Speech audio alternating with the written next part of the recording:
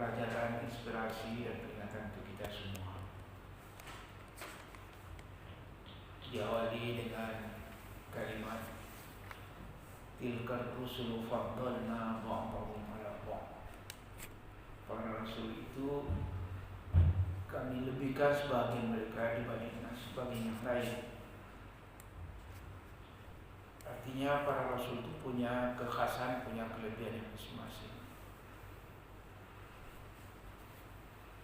25 orang nabi dan rasul yang disebut Allah dalam Al-Quran itu punya kelebihannya masing-masing. Ada yang berumur panjang, usianya panjang sekali seperti Nabi Nuh. Tetapi sebaliknya ada cuma yang usianya menjadi rasul itu cuma 35 tahun seperti Nabi Isa. Ada yang suksesnya luar biasa, yaitu Nabi Muhammad SAW. Hanya dalam waktu 23 tahun berdakwah seluruh jazirah Arab yang selesai. Bandingkan misalnya dengan umat-umat Nabi sebelumnya, umat Nabi Syuaib, umat Nabi Nuh, umat Nabi Lut, kehancuran yang mereka hadapi. Ya banyak, hampir kebanyakan umat Nabi Hud, umat Nabi Saleh, Nabi Syuaib, Nabi Lut, bahkan juga umat Nabi Musa di zaman Firaun, keseluruhannya itu berujung yang kehancuran. Tapi umat Nabi Muhammad SAW di zaman Nabi bukan kehancuran, tapi sukses. Yang hancur ada sejumlah tokoh-tokoh Quraisy tewas dalam perang Uhud, perang Badar atau perang lain, tapi berujung dengan Al-Fatah, kemenangan. Apakah dengan demikian kita lalu mengatakan bahwa para nabi yang lain itu gagal? Yang sukses adalah Nabi Muhammad. Nah, tidak begitu. Kita seperti dipandu oleh ayat tadi bahwa para nabi itu punya kelebihannya masing-masing. Seperti sering kita sebut, nabi yang paling sabar itu dari segi rentang waktu adalah Nabi Nuh, 950 tahun. Usianya panjang, 10 abad usia nabi. Ya, nabi yang pernah meninggalkan kaumnya tapi dimaafkan Allah setelah itu, Nabi Yunus. Nabi yang menghadapi kejahatan luar biasa, menghadapi imperium Firaun, Nabi Musa bersama Nabi Yahya saudaranya. Jadi semangat dari ayat ini yang penting adalah para nabi dan rasul itu adalah utusan Allah. Dia memiliki apa yang disebut oleh Dr. Wahbah Zuhaili maratib fil kamal.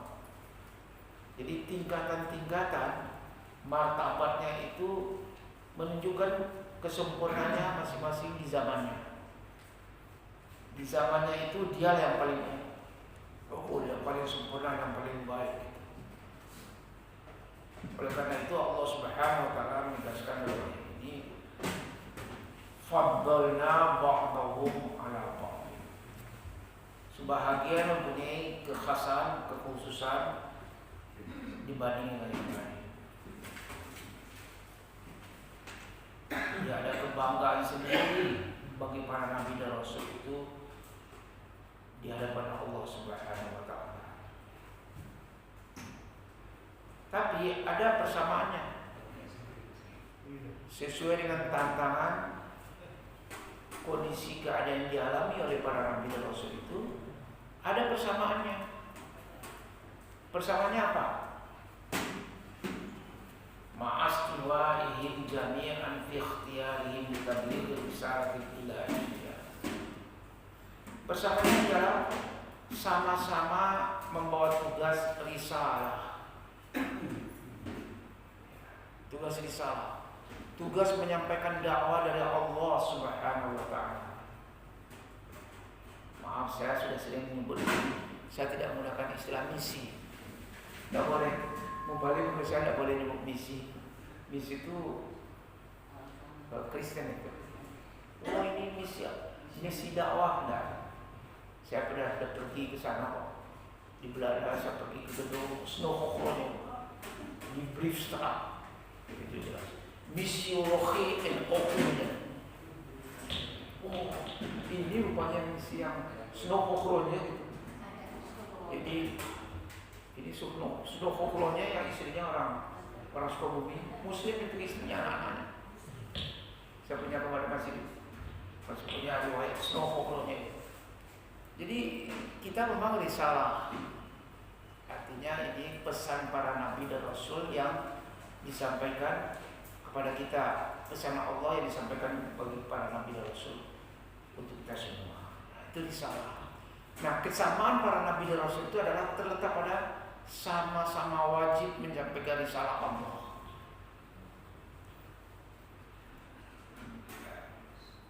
Dan kewajiban mereka wa hidayatin nasi ila sa'adatid dunya wal akhirah.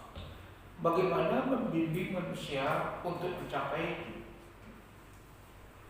kebahagiaan dunia dan akhirat. Apakah yang dapat saya ambil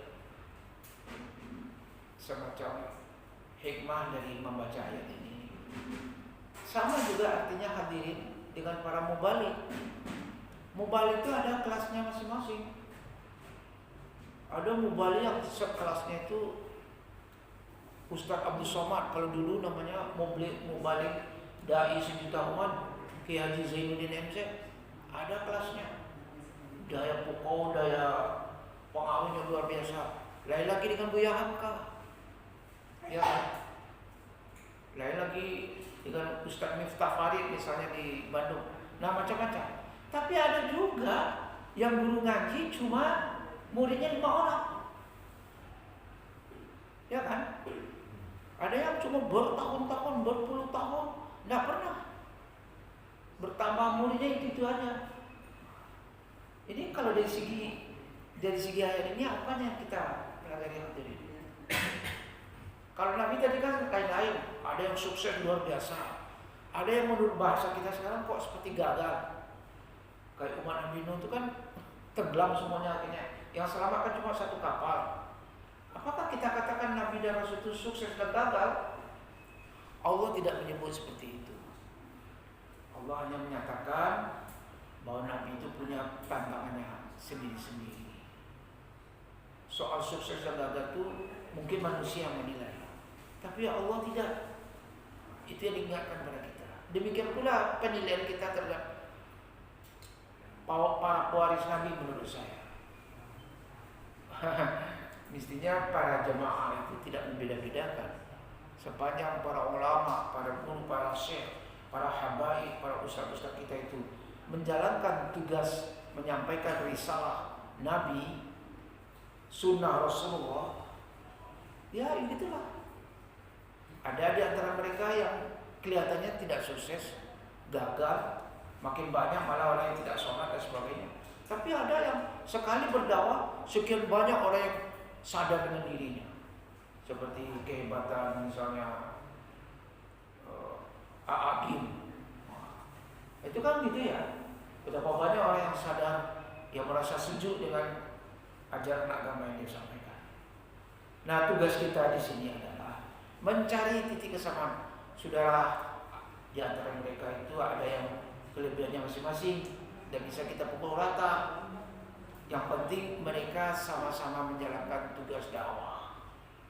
Ada yang sejahtera, ada yang susah, bahasa guyonannya.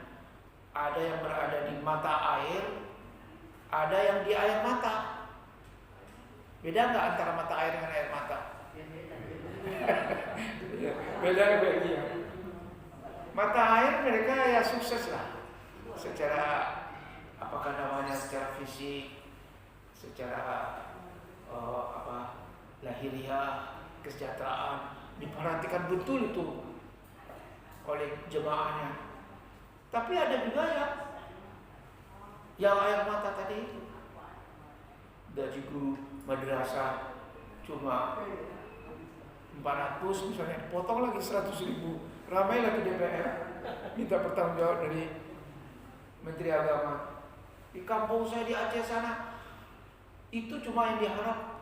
Sekarang Bapak potong kata anggota DPR.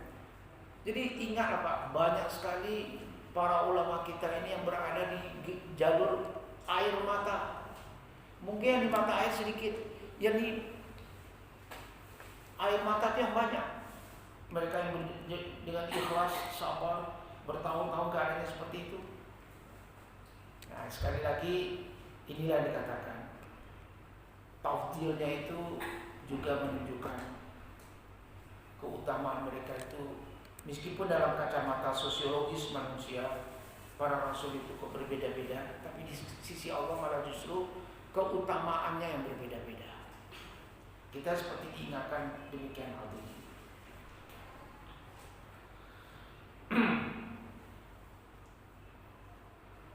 Ya kalau boleh disebut ya, andaikan kita membanggakan Nabi Sallallahu Alaihi Wasallam, ya Nabi Muhammad lah yang paling banyak segi keutamaannya. Ya, tapi kita tidak boleh mengatakan apa bandingnya Nabi Musa, Nabi Muhammad dengan Nabi Idris misalnya.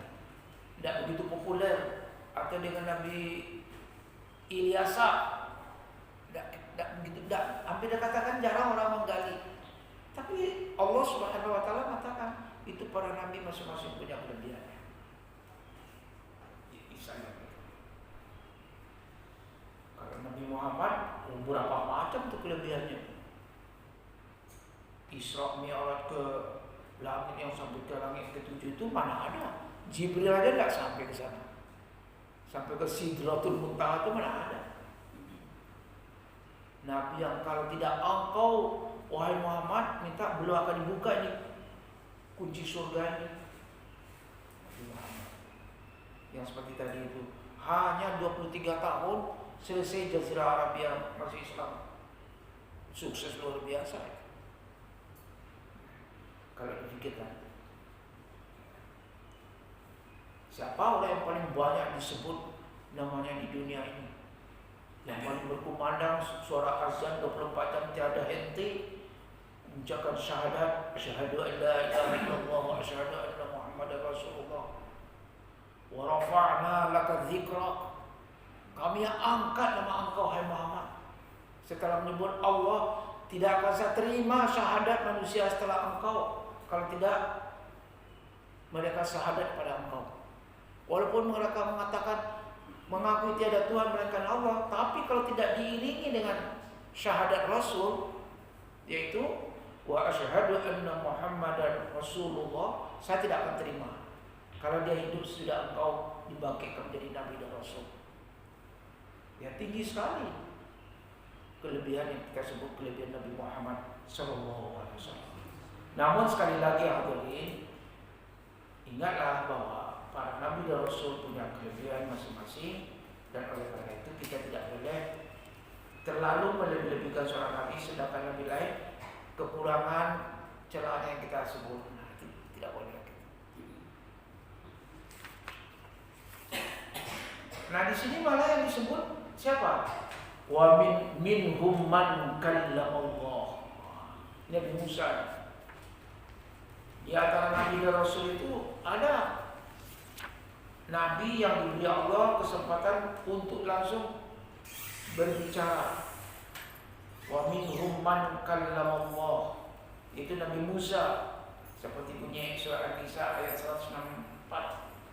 Wa kallamallahu Musa taklima. Benar-benar Allah itu berbicara dengan Musa. Walamma jaa Musa miqatina wa kallamahu rabbuh. Ketika Nabi Musa sudah sampai di miqatnya, maka di miqat kami, maka Tuhannya berbicara dengan dia. Jadi sehingga Nabi Musa disebut namanya Kalimullah. Kalimullah artinya orang yang dapat berbicara dengan Allah Subhanahu wa Ta'ala.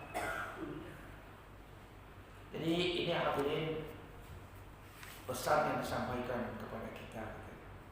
Wa rafa'a ba'dahum darajatin. Sebagian mereka ditinggikan Allah derajatnya. Seperti tadi telah kita sebut tentang Nabi Muhammad Sallallahu Alaihi Wasallam. Nah tentang Isa apa? Wa ataina Isa bin Maryam al-bayyinat. Kepada Nabi Isa kami anugerahkan berbagai macam bayyinat yang kita sebut namanya dengan mukjizat.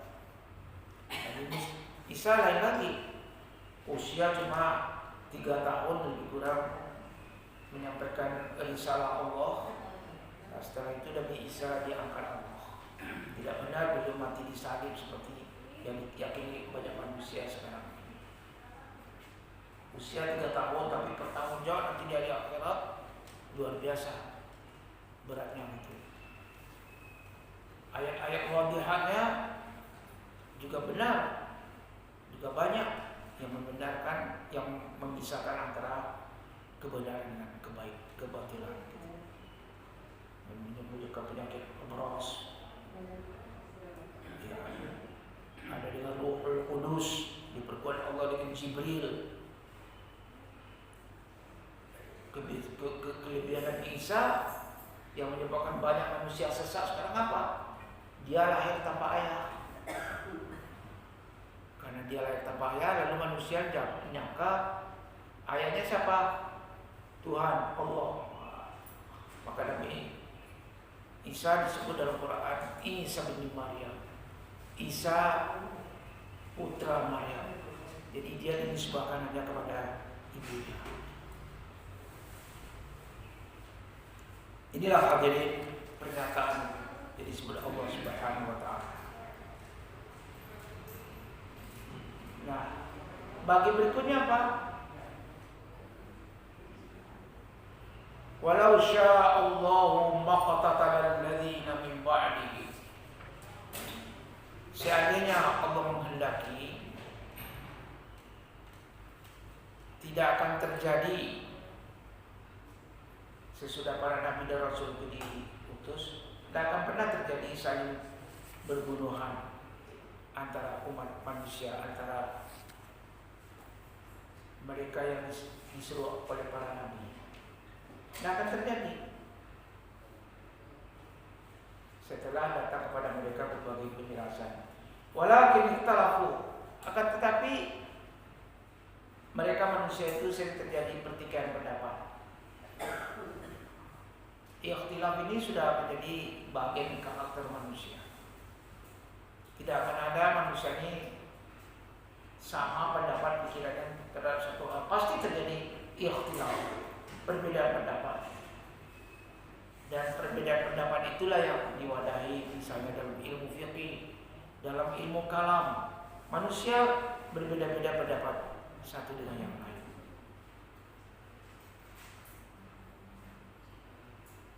Ya. Jadi hadirin, kita diperkaya oleh ayat ini bahwa soal perbedaan pendapat antara manusia itu sudah biasa. Sebab dalam ayat lain dikatakan, walau sya'allahu laja'alan nasa ummatan wahidah. Andaikan Allah menghendaki, bisa saja manusia ini agamanya sama. Tidak perlulah. Apa susahnya Allah memberikan petunjuk hidayah pada mereka-mereka? Toh, semuanya itu adalah makhluk Allah, ciptaan Allah. Tapi Tuhan menghendaki adanya kebebasan manusia untuk menentukan keyakinan. Jadi artinya terjadilah ikhtilaf. Ada yang menerima risalah Allah, ada yang tidak menerimanya. Kasih bu ini aja di sana. Lalu nanti lagi.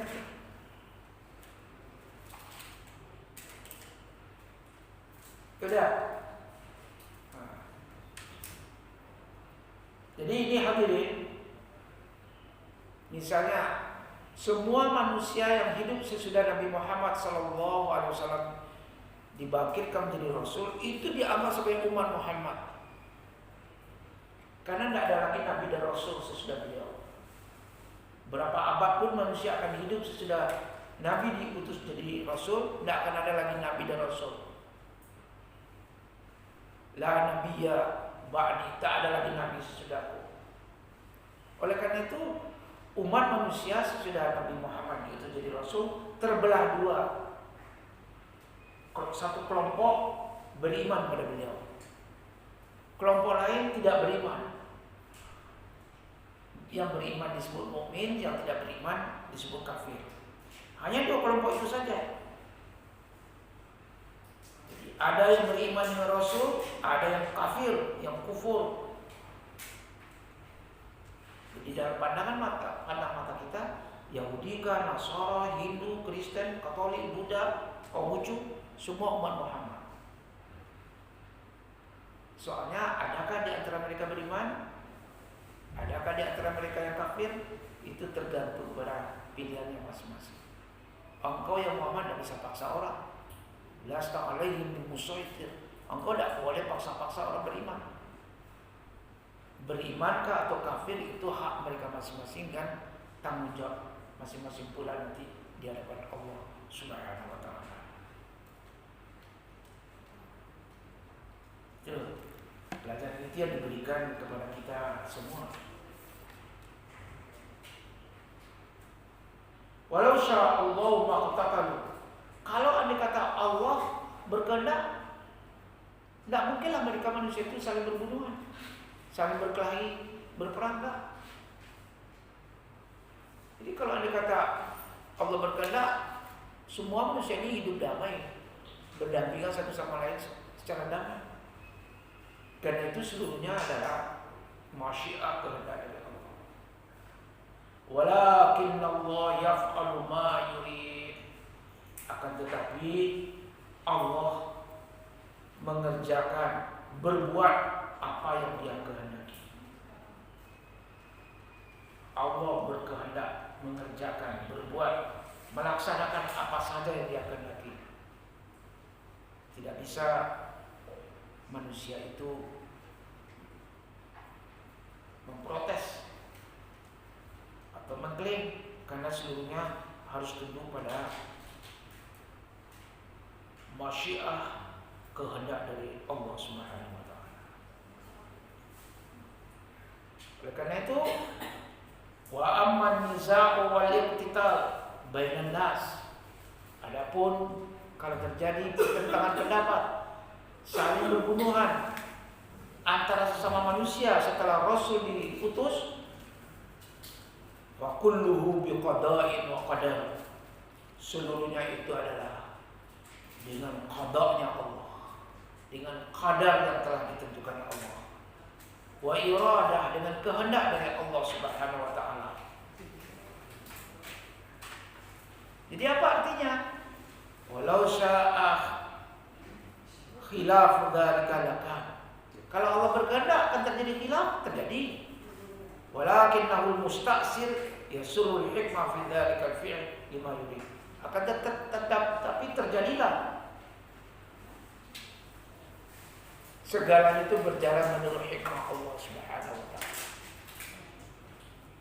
Jadi kita agak tenang hadirin menghadapi berbagai ikhtilaf, perbedaan pertentangan pendapat sekarang yang tidak habis-habisnya di kalangan kita muslim misalnya. Sudahlah, satu kali kalau sudah capek kita berhadapan dengan berbagai macam persoalan-persoalan kebangsaan, keumatan ini, udahlah kembali aja kita dengan ayat ini. Tapi tidak boleh pula kita dikatakan menjadi orang yang disebut namanya orang Jabariyah. Ya udahlah, serahkan aja lah pada Allah semua. Itu sudah dikehendak oleh Allah.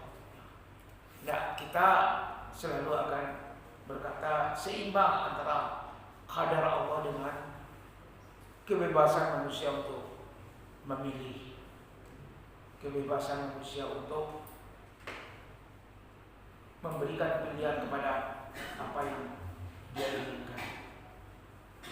Inilah yang sering di dalam Muhammadiyah disebut namanya perimbangan wasatiyah antara pandangan-pandangan yang sifatnya ekstrim, pemikiran yang sifatnya ekstrim. Jadi antara Qadariyah dan Jabariyah itu sangat ekstrim perbedaannya. Yang Qadariyah ini bahasa modernnya sekarang free destination.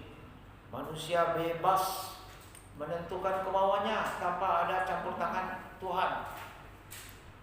Saya sendiri yang menentukan masa depan saya. Tidak ada urusan dengan Tuhan. Misalnya gitu mereka sebut.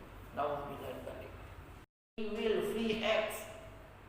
Saya bebas berkemauan, saya bebas bertindak menurut apa yang saya kehendaki. Itu kalau dia qadariyah.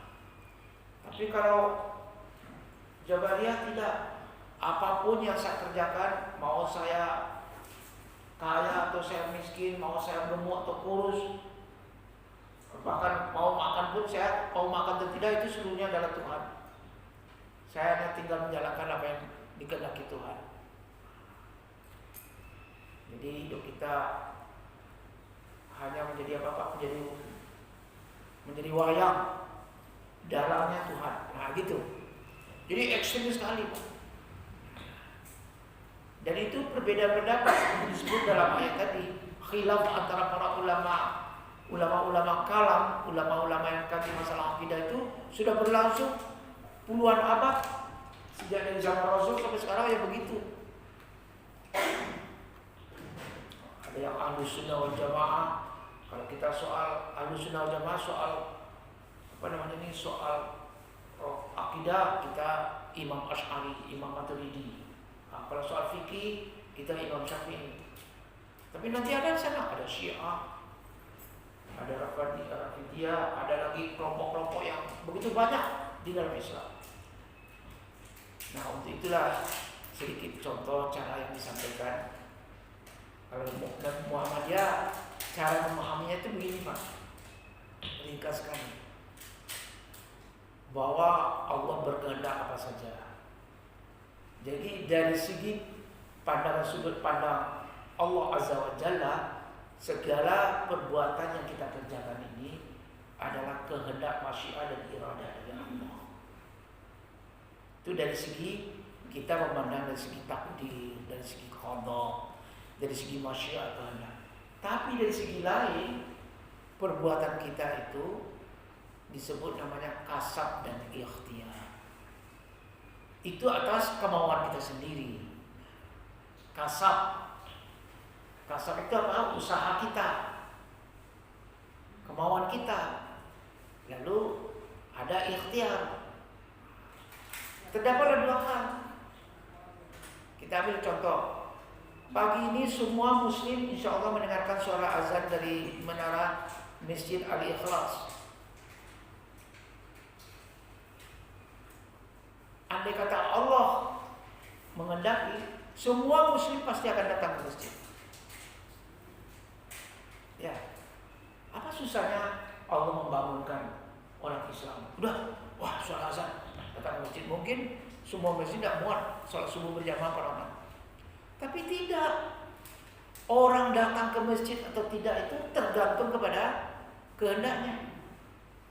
Kasab dan ikhtiarnya, yang punya kemauan datang ke masjid. Yang tidak punya kemauan, ya tidur di rumah. Wahadainahun najdain. Lalu kami, udahlah manusia ini kami berikan dua jalan, mau ke kanan mau ke kiri. Jadi dengan demikian nanti yang kita pertanggungjawabkan di hari akhirat apa? Kasab dan ikhtiar kita. Kita tidak bisa menyalahkan Allah. Kenapa saya tidak dapat petunjuk di dunia? Enggak. Semua kalian kafir, muslim, percaya atau tidak, munafik, segalanya kalian beri petunjuk pada Allah, oleh Allah. Tidak ada manusia tidak diberi Allah petunjuk. Tapi nanti pilihan manusia adalah mau memenuhi petunjuk itu, mana yang tidak gitu. Itu yang sering saya kemukakan dalam pengajian ini. Prosesnya adalah Allah berikan hidayah kepada kita manusia. Ya, semua mendapat hidayah dari Allah. Yang besarnya semua diberi Allah hidayah. Ketika lahir sudah diberi Allah hidayah. Tapi nanti pilihannya ada yang muslim, ada yang kafir. Berbeda-beda lah pilihan. Nah sekarang yang muslim, Allah sudah berikan hidayah, sudah syahadat kita semuanya. Insya Allah semua yang muslim mengucapkan syahadat. Allah berikan setiap hari hidayah. Setiap hari Allah berikan hidayah. Mana yang menerima hidayah itu, ada proses berikutnya, yaitu apa? Itu yang disebut namanya dengan taufik. Jadi sekarang orang yang mendapatkan hidayah, Allah berikan kemauannya untuk mencocokkan perbuatannya, kemauannya, keinginannya dengan hidayah yang telah diberikan Allah. Hidayah dulu baru kemudian taufik. Demikian hadirin,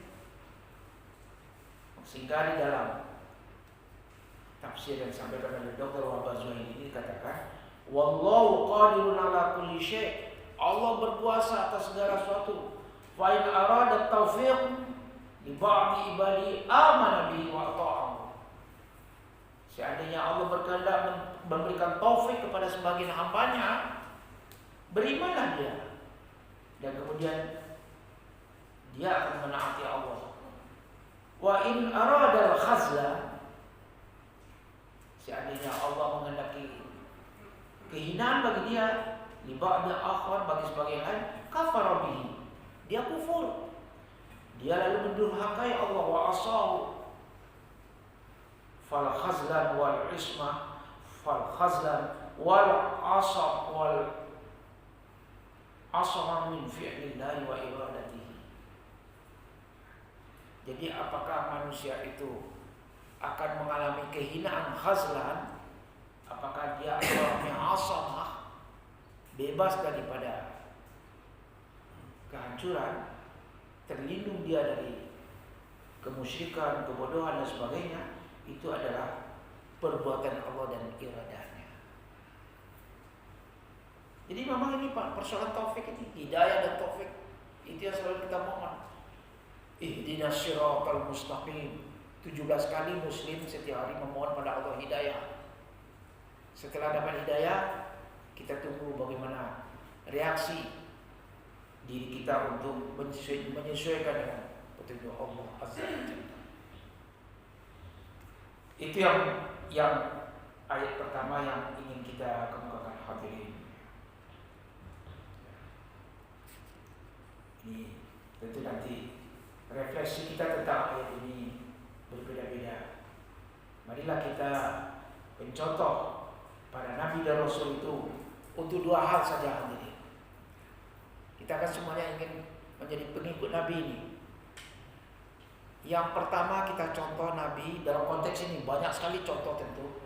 Pertama kita ikuti nabi dengan kemauan kita untuk tabligh, kemauan kita untuk menyampaikan risalah Allah ini kepada siapapun dengan cara yang dapat kita mampu kita lakukan, asalkan cara yang terhormat, yang sesuai dengan bimbingan Al-Quranul Karim. Jadi sifat tabligh ini harus punya kita.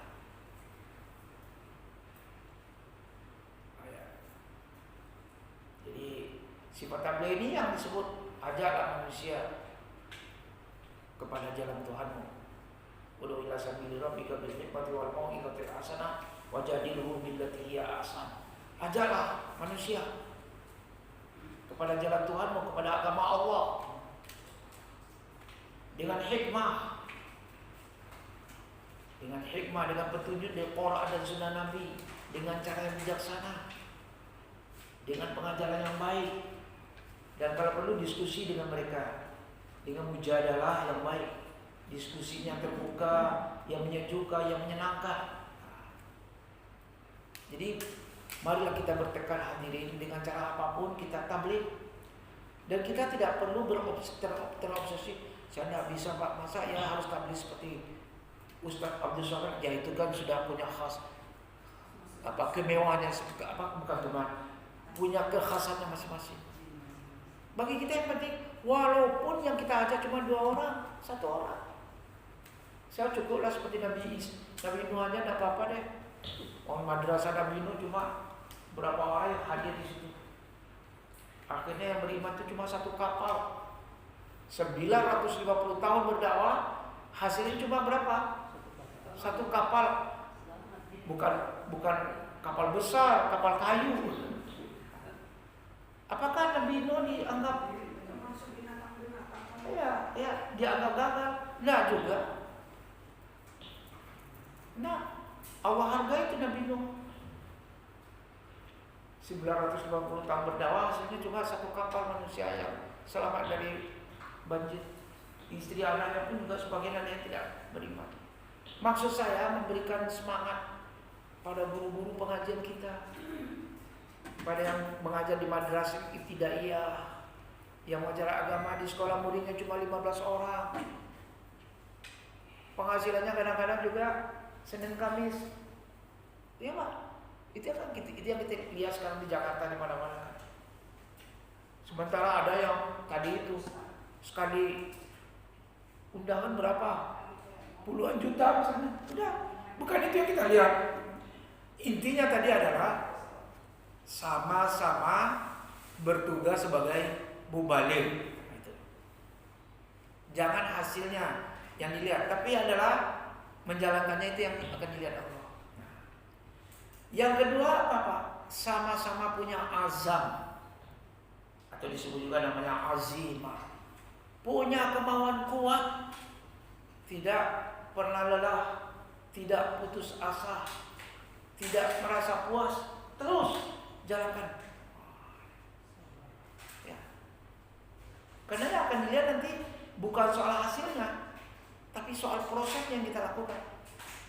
Soal hasil kan sudah Allah kok yang akan memberi petunjuk, bukan kita hanya menjalankan perintah dari Allah Subhanahu wa ta'ala. Mau bersertifikat nggak dainya atau tidak itu terserah. Kan sekarang persoalan sertifikat yang ramai itu ya. Sertifikat penceramah, nanti Ustaz Ali nanti harus punya sertifikat atau tidak. Anda punya sertifikat, boleh atau tidak? Tidak boleh. Tidak, bukan itu, udah. Jangan itu yang dipikirkan. Yang jadi trending sekarang ya. Tapi yang kita pikirkan ialah, adakah kita pernah dakwah? Pernah nggak kita melakukan tabligh dalam hidup ini? Caranya mau taklim, mau diskusi, mau seminar, mau apa, silakan. Yang penting ada niat dalam hati tabligh. Yang kedua, tanamkan dari kita azimah, azab, berazam. Fa idza azamta fatawakkal 'ala Allah. Itu. Sekarang yang kedua hadirin. Ya ayyuhalladzina amanu wa anfiqu mimma razaqnakum min qabli an ya'tiya yaumun la bay'un fihi wa la khullah wala syafa'ah. Hai orang-orang beriman, infakkanlah sebagian apa yang telah kami rezekikan kepada kamu sebelum datang saatnya nanti, yaitu hari kiamat yang pada saat itu tidak ada lagi jual beli, tidak ada lagi teman, tidak ada lagi syafaat pertolongan. Pada saat itulah wal kafiruna hum dzalimun. Semua orang kafir menjadi zalim kepada dirinya sendiri. Jadi apa kaitannya Pak? Tadi cerita tentang tabligh, cerita tentang Nabi yang menjalankan risalah. Sekarang apa kaitannya dengan kok bahasa orang yang tidak mendalami munasabah ini, kok loncat ya soal infak? Tadi soal dakwah para nabi dan rasul, soal kemauan Allah, adakah manusia ini mendapat petunjuk, dia beriman. Yang tidak mendapat petunjuk, kafir. Terjadilah khilaf, pertentangan, bahkan saling berbunuh antara sama manusia. Kok sekarang soalnya adalah soal infak. Jadi kata Dr. Wahbah, soal ayat pertama 53 yang kita bicarakan tadi, itu adalah masalah jihadnya manusia, masalah perjuangan yang harus dihadapi oleh manusia. Ya. Perjuangan apa itu? Perjuangan pergolakan batin, benturan-benturan yang mungkin terjadi dalam diri manusia untuk menentukan pilihan hidupnya. Menentukan pilihan hidupnya, barangkali choice of faith, pilihan keyakinannya apa. Itu benturan lupa. Betapa banyak saudara-saudara kita yang mengalami proses yang berat untuk menjadi mu'alaf. Berat sekali mereka. Tidak seperti kita sudah, nenek moyang kita memang sudah muslim, tidak ada, hampir dikatakan tidak ada jihadun nafsi kita untuk menentukan pilihan keyakinan kita. Tidak ada. Semua mendapat pelajaran agama sejak kecil. Tapi saudara-saudara kita yang lain, perjuangannya berat sekali. Bahkan betapa banyak dalam sebuah rumah tangga itu suaminya muslim, istrinya non muslim atau sebaliknya. Kita bisa bayangkan loh, betapa berat beban orang pada situasi keluarga seperti itu. Yang kemarin itu, maaf ya, dalam ILC itu, dalam Indonesia Lahir Islam itu, betapa orang Minangkabau satu rumah gadang, pilihannya ada yang masyumi, ada yang PKI. Satu keluarga. Ramai sekarang. Tidak usah lagi ibu bapak sudah tahu semua. Jangan ikut-ikutan pula saya provokasi sini. Pokoknya orang dalam satu rumah gadang itu bisa macam-macam. Orang Sumando dengan nyenyek mamanya bisa beda-beda alirannya. Kan gitu ya. Kalau dia muslim, ada yang ikuti Muhammadiyah, ada yang masih aliran lama, Tarbiyah misalnya. Perti namanya kalau di Sumatera Barat ya. Itu Pak, untuk menentukan pilihan itu dalam tafsiran ini disebut nama jihadun nafs. Pergumulan batin manusia untuk menentukan pilihan hidupnya. Dan itu yang diberikan Allah kebebasan. Sekarang, kalaulah dikatakan nanti pilihan hidup kita sudah pada jalan yang benar, kita telah mendapatkan jalan kehidupan yang menuju pada ridha Allah Subhanahu wa taala, akan dilanjutkan nanti dengan jihad berikutnya. Tadi kan pilihan untuk menentukan keyakinan ya. Kan tidak boleh orang dipaksa masuk Islam.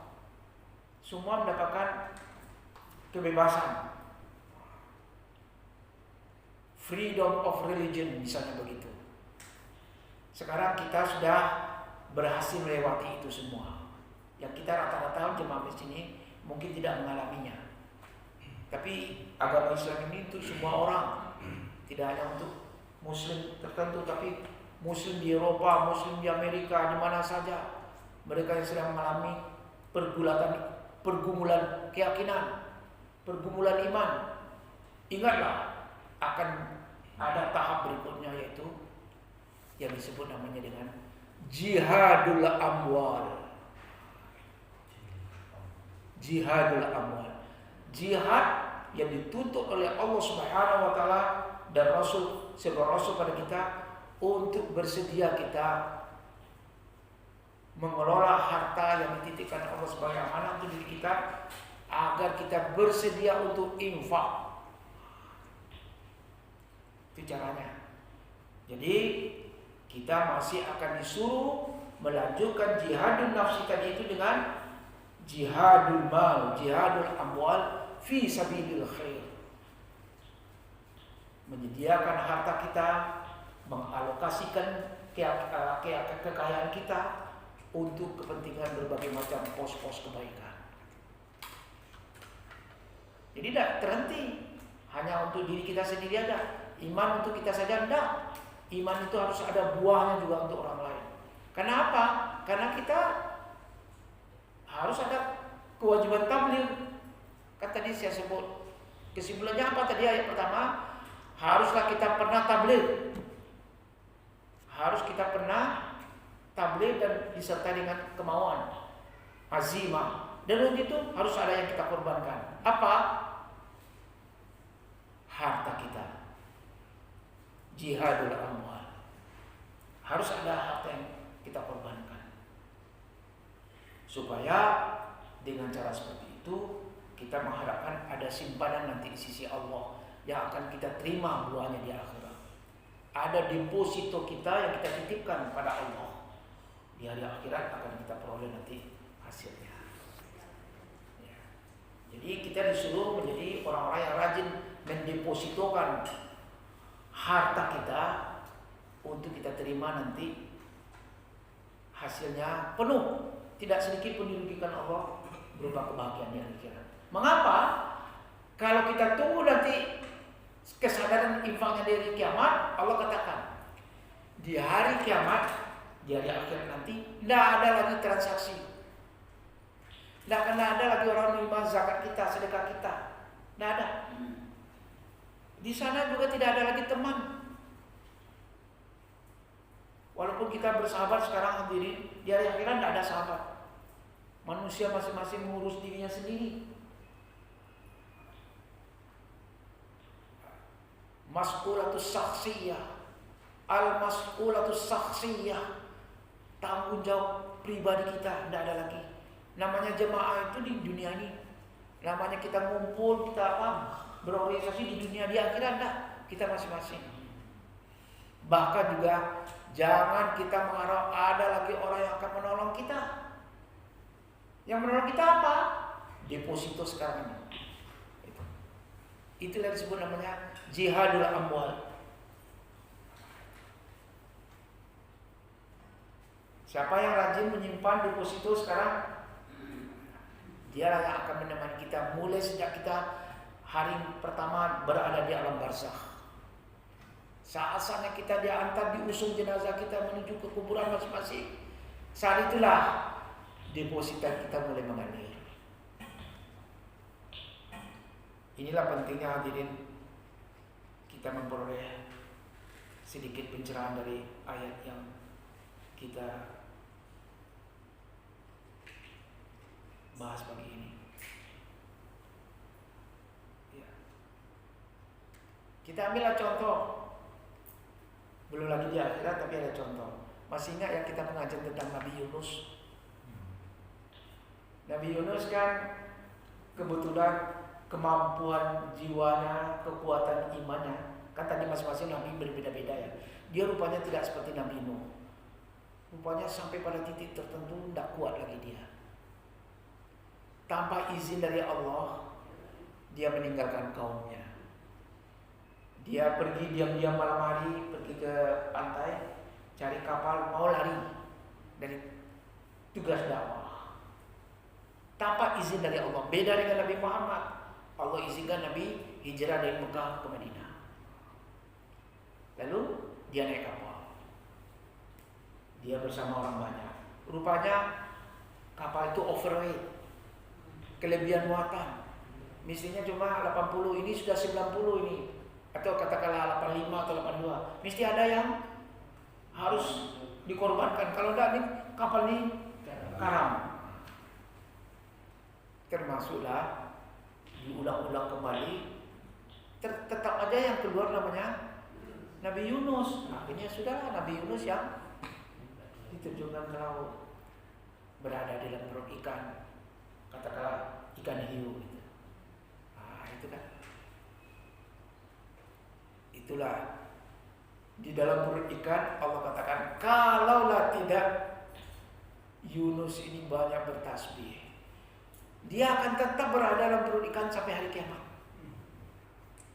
Nah itu yang kita sebut namanya deposito. Lupanya depositonya ada. Tasbih yang dia ucapkan, tahlil yang dia ucapkan, la ilaha illallah, subhanallah, la ilaha illallah.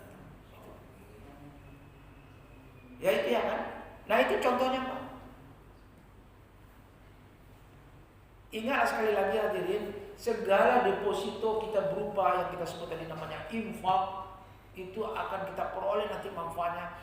Belum lagi hari kiamat, masuk dalam kubur kita sudah dapatkan pahalanya.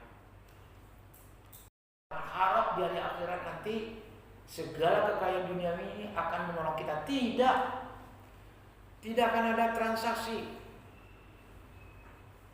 Lau yaftadi min adzab yauma idzin bibani wa sahibati wa akhi wa fasilati allati taqi wa man fil ardi jami'an tsumma yunji. Semua orang nanti mau menebus dirinya di hari akhirat agar lolos, lepas dari siksa neraka. Ayahnya, ibunya, keluarganya semua. Tapi tidak akan ada transaksi, tidak ada pertemanan, dan tidak ada syafaat kecuali dengan izin Allah. Itu yang kita cari sekarang. Jadi tekanannya di situ Bapak. Dengan cara seperti itulah Allah Subhanahu wa taala mendorong kita untuk infak dengan harta kita dalam berbagai macam bentuk kebajikan yang bisa kita tempuh. Bisa melalui zakat, bisa melalui sedekah, melalui tatawwu, melalui tabarruk. Banyak sekali. Yang penting kita harus sebanyak mungkin ada deposito kita. Bahkan ada juga apa yang disebut namanya Dr. Wabah tahqiqut tadamun wa takaful baina abna'il ummah al-wahidah. Adakah di antara kita yang bersedia untuk tadamun, menjamin masa depan seorang anak yatim misalnya? Seorang anak yang dalam masa pandemi corona ini memerlukan apa? Biaya, orang tua tidak sanggup lagi bayar uang sekolah. Kemarin Pak saya dapat WA dari kampung TK Aisyah, Pak, tidak ada lagi kami menerima uang SPP Pak. Anak-anak murid tidak ada lagi bayar uang sekolah. Gaji kami bagaimana Pak? Itu kan. Siapa mau yang tadamun? Siapa yang mau takaful? Itu kepada Mufi saya bilang, udahlah kafalah kita kasihlah orang ini. Dengan mengharap ini deposito saya nanti untuk kuburan dan di hari akhirat. Udah kasih, itu tadamun, takaful, supaya orang semuanya ada yang jamin, yang kaya bersedia menjamin hidupnya orang miskin, anak yatim, mereka yang sedang berada dalam kesulitan, apa melalui pinjaman modal dan sebagainya. Itulah hadirin, supaya umat ini tidak tergantung lagi kepada pemberian orang lain. Kenapa tidak saudaranya sendiri yang berbuat untuk memelihara, untuk meninggikan kalimat Allah, li'a'la'i kalimatillah. Saya kira begitu Pak. Kalau tidak, kalau itu kita tidak sadar adanya jihadul amwal, kita hanya untuk diri kita sendiri, tapi kita tidak mau tahu dengan urusan orang lain, ujung-ujungnya adalah wal kafiruna humuz zalimun. Orang-orang kafir itu adalah definisinya mereka-mereka yang telah berbuat merugikan diri sendiri.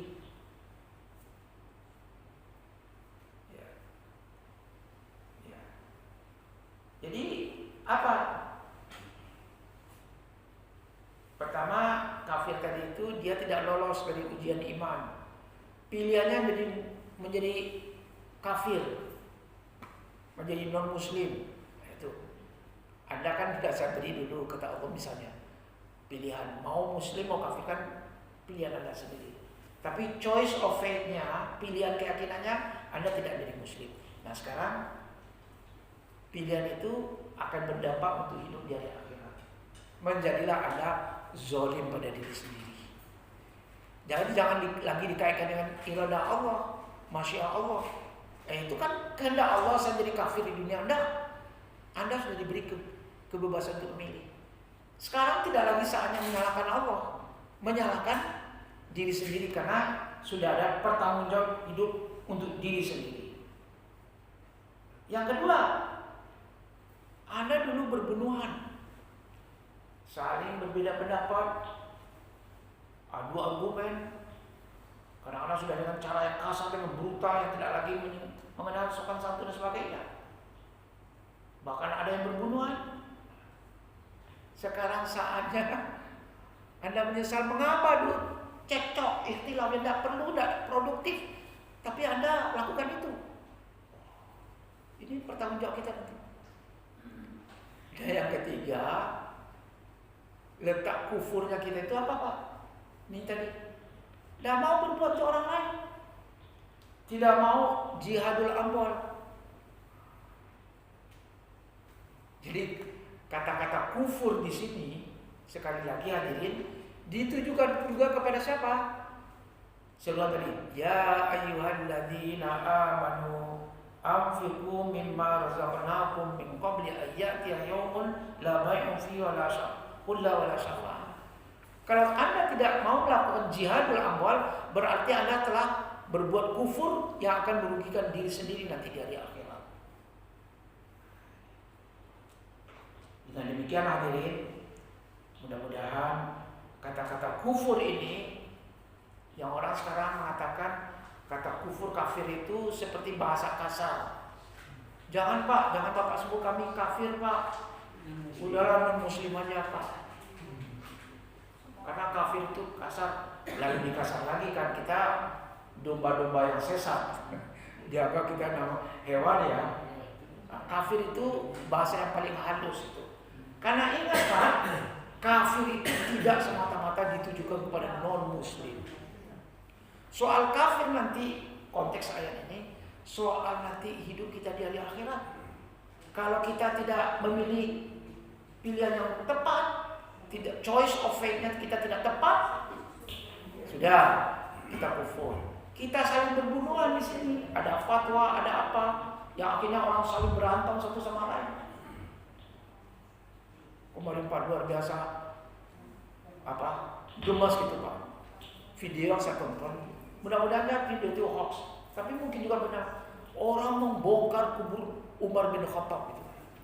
Apa iya gitu ya? Saya tonton video sekarang Arab Saudi mau melepaskan identitas Islamnya. Sudah mulai kan sekarang kerjasama antara Saudi Arabia dengan Qatar. Qatar sudah kerjasama dengan Yahudi. Akibatnya apa? Seorang ulama besar di Saudi ditahan. Akan ada lagi katanya ulama-ulama yang akan ditahan oleh pemerintah. Jadi terjadi perubahan sikap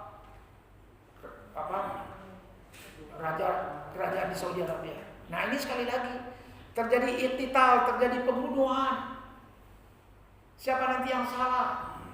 Ingat, seluruhnya nanti akan berakibat menjadi orang yang merugi. Jadi para mufti, para guru, para penceramah, hati-hati. Kita mengucapkan sesuatu yang barangkali berakibat masyarakat ini pecah. Kita nanti bertanggung jawab. Sudah saya sampaikan dulu dari pengajian sebelumnya. Tuh, kafir juga, kufur juga. Kufur dalam arti kita zalim dengan diri sendiri nanti di hari akhirat. Yang saat itu tidak ada lagi transaksi, tidak ada lagi pertemanan, dan tidak ada lagi pertolongan. Dan yang ketiga adalah kita tidak pernah memikirkan jihadul amwal, padahal kita sanggup melakukannya. Wah, sudah banyak Pak. Demikian ibu-ibu, hadirin, bapak-bapak. Ada yang mau menambahkan?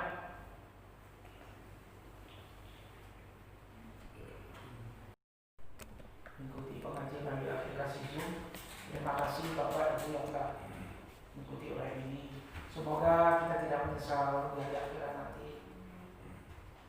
Boleh ya saya ambil 39 ayat sekarang untuk meringkaskan pengajian pagi ini. Pertama, Allah Subhanahu wa taala akan menentukan para nabi dan rasul itu punya kelebihan masing-masing. Tetapi ada yang sama. Tugas nabi itu adalah dakwah, atau kita sebut tadi namanya tabligh.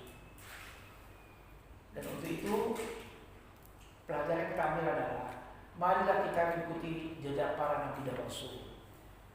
Niatkan dalam diri kita ikut dalam barisan dakwah, tabligh, dengan profesi apapun yang kita geluti di dunia ini.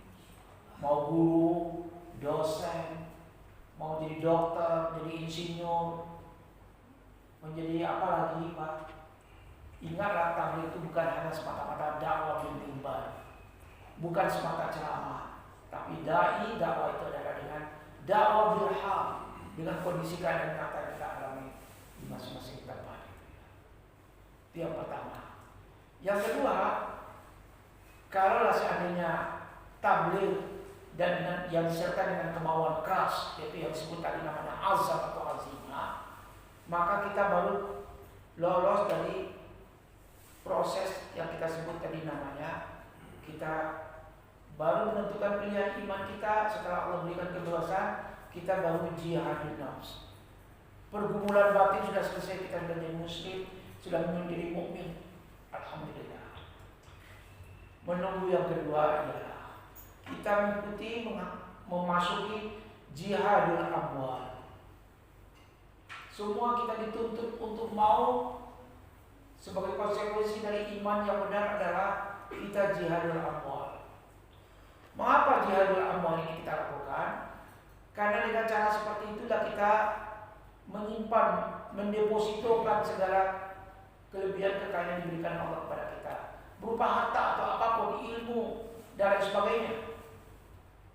Karena dengan cara itulah kita nanti bersiap-siap menghadapi kondisi dari akhirat yang tidak ada lagi transaksi pertemanan dan pertolongan, al-bai', al-khullah dan asy-syafa'ah.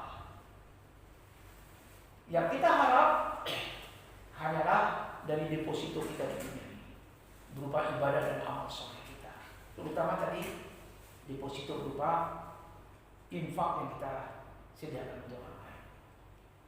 Kesimpulan ketiga, kalau yang kedua tidak kita lakukan, kita tidak ikut dalam jihadul amwal, bahkan kita juga malah terlibat, tercatat kalau mereka ikut memprovokasi masyarakat ini terbelah sehingga terjadi percekcokan, peperangan, pembunuhan dan sebagainya. Sedangkan yang kita sampaikan ternyata dalam catatan di akhirat itu tidak benar, maka kita nanti dianggap kufur. Wal kafiruna humud dhalimun. Jadi kesimpulan ketiga, kufur yang kita ingat untuk diri kita orang Islam ini adalah tiga hal tadi itu. Pertama, kita pernah cekcok, pernah terlibat dalam konflik yang ternyata menurut catatan dari Allah kita ini berada di pihak yang salah. Yang kedua, kita di dalam catatan yang diberikan itu tadi, kita itu telah berbuat merugikan diri kita sendiri karena kita tidak menempuh pilihan yang benar, keyakinan yang benar dalam hidup ini. Choice of faith-nya kita, freedom of religion-nya kita tidak kita manfaatkan. Kebebasan yang diberikan Allah itu tidak kita manfaatkan untuk memilih jalan hidup beriman pada Allah dan Rasul dengan cara yang benar. Dan yang ketiga, kufurnya kita nanti dari akhirat dicatat adalah karena kita tidak melakukan infaqul mal atau jihadul amwal. Kita tidak bersedia menginfakkan harta kita. Nauzubillah min dzalik. Mudah-mudahan belum terlambat hadirin daripada kita nanti menyesal abadi di akhirat. Mari kita perhatikan dua ayat dari surat Al-Baqarah 253 dan 254. Semoga bermanfaat untuk diri saya dan untuk kita semua hadirin, dan semoga Allah menyelamatkan hidup kita dunia dan akhirat. Amin ya rabbal alamin. Wabillahi hidayah wa taufiq. Wassalamualaikum warahmatullahi wabarakatuh.